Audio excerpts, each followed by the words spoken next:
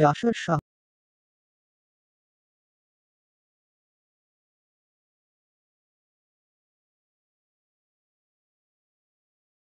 কোতোয়ালি থানায় মামলা হয়েছে।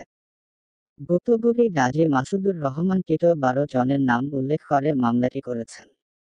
তিনি খোলারাঙ্গার মৃত আব্দুল গনি গাজীর ছেলে। ঘটনার সূত্রে জানা যায়, গত ২২শে মার্চ সন্ধ্যারাতে আসামিরা ধর্মতলা বাজারে অজ্ঞাত পরিচয়ে এক ব্যক্তিকে মারধর করছিল।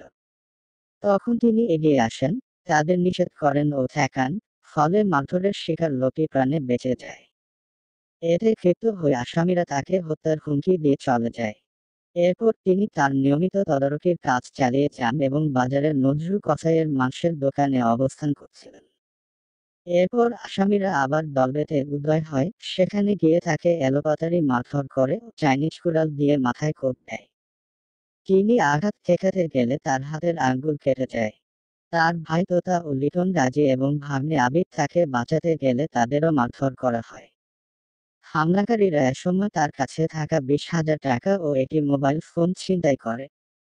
এছাড়াও তারা দোকান ভাঙচুর করে ১,০০,০০০ টাকার ক্ষতি করে ও টাকা লুট করে নিয়ে যায়।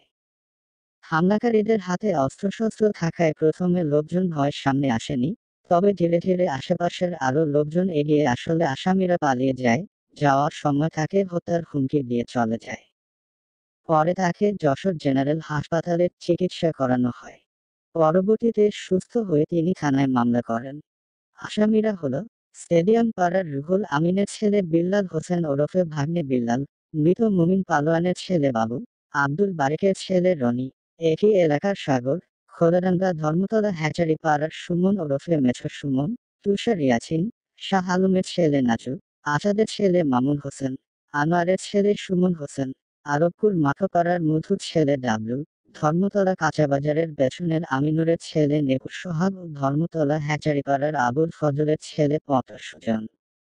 এছাড়া অজ্ঞাত আরও ১০ বিভাজন ১২ জনকে মামলায় আসামি করা রয়েছে।